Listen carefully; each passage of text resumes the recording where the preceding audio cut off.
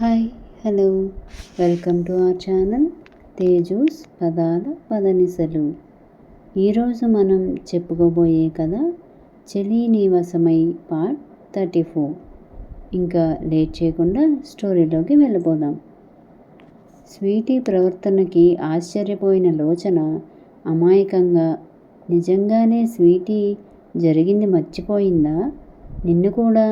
నిన్న కూడా మీరు తనకి దక్కలేదని సూసైడ్ చేసుకోవాలని అనుకుంది, కానీ ఇప్పుడు ఇలా అని అడిగింది. బేసిక్గా తను చాలా స్ట్రాంగ్ లోచన. నిన్న సూసైడ్ ఏదో వీక్ మూమెంట్లో ట్రై చేసి ఉంటుంది, కానీ ఇప్పుడు మాత్రం గట్టిగా ఏదో ప్లాన్ చేస్తుంది అనిపిస్తుంది. కానీ ముందే చెప్తున్నా, నా వరకు ఆడపిల్లలు రాకుండా చూసుకోవాల్సిన బాధ్యత మాత్రం ఇప్పుడు నీదే అన్నాడు నవ్వుతూ. బావా అంది లోచన గారంగా. మరి నువ్వు నా వైఫే కదా, నీ వరకు అబ్బాయిలు రాకుండా చూసుకోవడం, నిన్ను ప్రొటెక్ట్ చేయడం ఎలా అయితే నా బాధ్యత, నా వరకు ఆడపిల్లలు రాకుండా చూసుకోవడం నీ బాధ్యత కదా నవ్వుతూ అన్నాడు అర్హన్. ఏం కాదులే, అయినా నాకు నీ మీద ఫుల్ నమ్మకం ఉంది బావా. ఒకవేళ ఎవరన్నా అమ్మాయిలు నీ దగ్గరకు వచ్చినా నువ్వు వాళ్ళ వైపు కన్నెత్తి కూడా చూడవు. ఈ స్వీటీ లాంటి వాళ్ళ విషయంలో నేను అస్సలు భయపడను అంది నవ్వుతూ. అదే టైంలో లిఫ్ట్ డోర్ ఓపెన్ అయ్యాయి. ఇద్దరూ అటు చూశారు. అక్కడ స్వీటీ డోర్ తీసుకుని బయటకు వచ్చి నిలబడింది. అర్హన్ ఫేస్ మారిపోయింది. సీరియస్ ఫేస్లోకి మారిపోయాడు. క్రాస్ లెగ్స్ వేసుకుని కూర్చున్నాడు గంభీరంగా. బావా అంది స్వీటీ.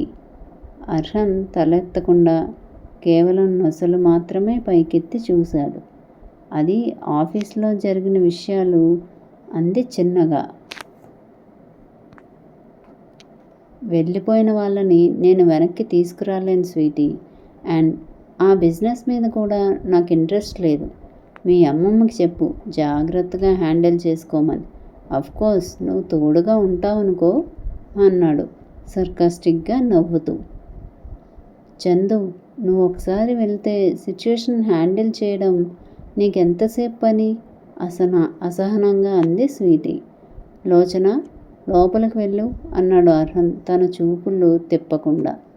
అప్పటికే లోచన కాస్త బెరుగ్గా అర్హన్ని గట్టిగా పట్టుకొని కూర్చుంది. అర్హన్ లోపలికి వెళ్ళమని చెప్పడంతో మరింతగా బిగుసుకున్నాయి ఆ చేతులు. ఏం కాదు, వెళ్ళు, నేను వస్తున్నా అని లోచన చేతిని చిన్నగా నొక్కి వదిలి వెళ్ళు అన్నట్లు కళ్ళు ఆర్పాడు. లోచన సైలెంట్గా వెళ్ళిపోయింది లోపలికి. నీ ప్లాన్ ఏంటి స్వీటీ? ఏం చేయాలనుకుంటున్నావు అని అడిగాడు అర్హన్ స్ట్రైట్గా కూర్చుంటూ. నా ప్లాన్స్? ఏ విషయంలో చందు అని అడిగింది స్వీటీ. నా విషయంలో నువ్వు ఎలాంటి ప్లాన్స్ చెయ్యలేవు స్వీటీ. ఆ ఛాన్స్ నీకు ఇవ్వను. కానీ ఈ సడన్ చేంజ్కి ఏదో ఒక ప్లాన్ ఉండే ఉంటుంది కదా, అది ఏంటి అని అడుగుతున్నాను అన్నాడు స్వీటీ మీదే తన చూపులు నిలిపి. ఆ చూపులకి తడబడలేదు స్వీటీ. ఇదే కదా నువ్వు నన్ను అర్థం చేసుకుంది. నీ విషయంలో ఎలాంటి ప్లాన్స్ వేయలేనని నువ్వే అంటున్నావు. ఇంకా ఏ విషయంలో ప్లాన్స్ వేస్తానని చెప్పు చందు. నా ప్రవర్తనతో ఎవరిని మెప్పించాల్సిన అవసరం లేదు. అలానే ఏదో సాధించడానికి నేను నా బిహేవియర్ మార్చుకోవాల్సిన అవసరం లేదు. మరి నేను నటించాల్సిన అవసరం నాకేముంది? నిన్నటి నా ప్రవర్తన నేను డిస్టర్బ్ అవ్వడం వల్ల మారింది, కానీ నేను నిజానికి ఇలానే ఉంటానని నీకు తెలుసు కదా చందు. జరిగింది నేను మార్చలేను అని తెలిసాక, నువ్వు మీ పెళ్ళిని అంగీకరించాక ఆ నిజాన్ని నేను కూడా యాక్సెప్ట్ చేయాలి కదా. టైం పట్టొచ్చు, కానీ యాక్సెప్ట్ చేయడం అన్నది అయితే స్టార్ట్ చేశాను. వన్స్ నాకు నేను సమాధానం చెప్పుకోవడం మొదలుపెట్టాక నా మైండ్ని నేను బిజీగా ఉంచుకోవాలి కదా. అందుకే నా వర్క్లో పడిపోయాను. నిన్నటి మీటింగ్ గురించి తెలిసింది, అందుకే నీతో మాట్లాడాలని వచ్చాను. ఏం చేయాలని అనుకుంటున్నావు అని అడిగింది స్వీటీ. స్వీటీని ఒకసారి తీక్షణంగా చూసి చెప్పాను కదా స్వీటీ, బిజినెస్ గురించి నేను ఎలాంటి డెసిషన్ తీసుకోలేను అని. అండ్ మీ అమ్మమ్మ గారికి తెలియని టాక్టిక్సా చెప్పు. వెళ్ళిన వాళ్ళు వెనక్కి రాకపోయినా ఆవిడ అనుకున్నది చెయ్యగలదు. అండ్ నిన్ను నువ్వు బిజీ చేసుకోవాలని అనుకుంటున్నావు కాబట్టి ముందు మీడియాలో న్యూస్ క్లియర్ చేయించు, దానివల్ల నీకే ప్రాబ్లం అన్నాడు యాటిట్యూడ్ లుక్స్తో. అదైతే నేను క్లియర్ చేసుకుంటాను.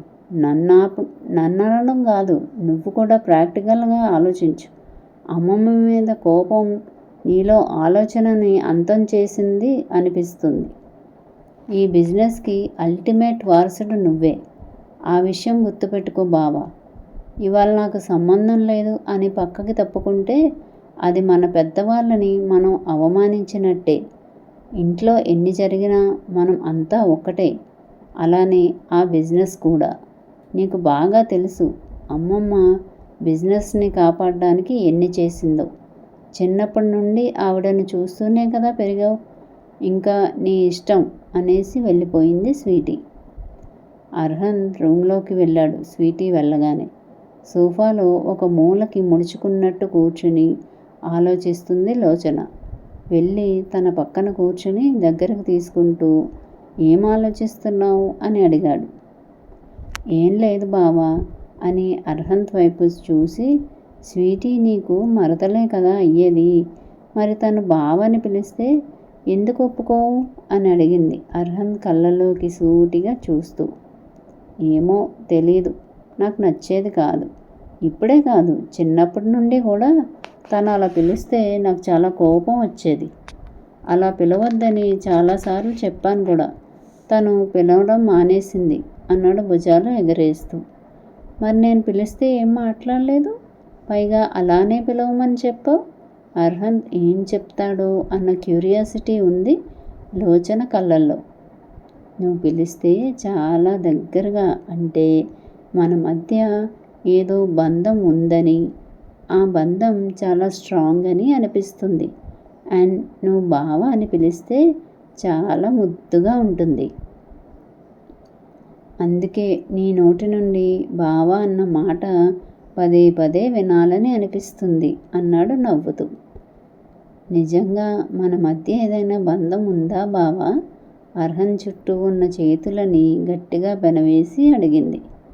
ఉందిగా, భార్యాభర్తల బంధం. ఇంకేం బంధం కావాలి అన్నాడు అల్లరిగా. అది కాదు బావా, నీకు తెలుసా, నీతో పెళ్ళి అన్నప్పుడు నాకు చాలా ఏడుపొచ్చింది. కానీ నీ పక్కన కూర్చున్నాక నాకు చాలా ధైర్యం అనిపించింది. అందుకే పెళ్ళిలో ఎలాంటి తడబాటు లేకుండా చాలా శ్రద్ధగా పూజారి గారు చెప్పిన అన్ని పనులు చేసేసాను. నువ్వు నా చెయ్యి పట్టుకున్నాక ఇంకా నాకు ఎలాంటి భయం లేదు అన్న భావన కలిగింది. దీనంతటికీ కారణం ఏంటి బావా? నిజంగా మన మధ్య ఏం లేదా అని అడిగింది. ఏముందో నాకు తెలియదు, కానీ మనం భార్యాభర్తలం, అది మాత్రం నిజం. బహుశా నువ్వు నన్ను నీ భర్తగా యాక్సెప్ట్ చేసావు కాబోలు, నేను తాళి కూడా కట్టకముందే. అందుకే నా పక్కన కూర్చోగానే ధైర్యం, నా చెయ్యి తాకగానే నమ్మకం కలిగి ఉండొచ్చు అన్నాడు అర్హన్.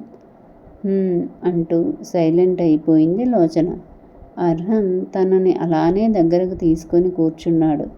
కానీ ఏవో ఆలోచనలు తనని డిస్టర్బ్ చేస్తున్నాయి. స్వీటీ సడన్ చేంజ్, అలానే రాజేశ్వరి గారి నెక్స్ట్ స్టెప్, ఆ రోజు ఈవినింగ్ జరగబోయే మీటింగ్, ఇలా ఒక్కటి కాదు చాలా ప్రశ్నలు అతని మెదడులో తిరుగుతున్నాయి. మరి నెక్స్ట్ ఏంటి తెలుసుకుందాం నెక్స్ట్ అప్డేట్లో.